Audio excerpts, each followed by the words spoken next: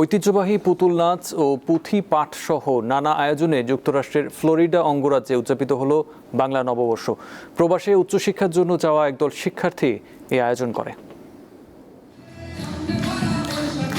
প্রতি বছরের ন্যায় এবারও ইউনিভার্সিটি অব ফ্লোরিডার গ্র্যাজুয়েট স্টুডেন্টস অ্যাসোসিয়েশন অব বাংলাদেশের আয়োজনে যুক্তরাষ্ট্রে উদযাপিত হলো পহেলা বৈশাখ। জাতীয় সঙ্গীতের মধ্য দিয়ে শুরু হয় বর্ষবরণের প্রথম ভাগ।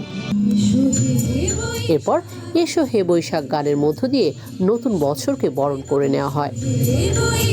একে একে নাচ, গান আর কবিতায় বাঙালির সংস্কৃতিকে তুলে ধরেন শিক্ষার্থীরা, যেখানে ছিল মোট 27টি স্টেজ পারফরমেন্স।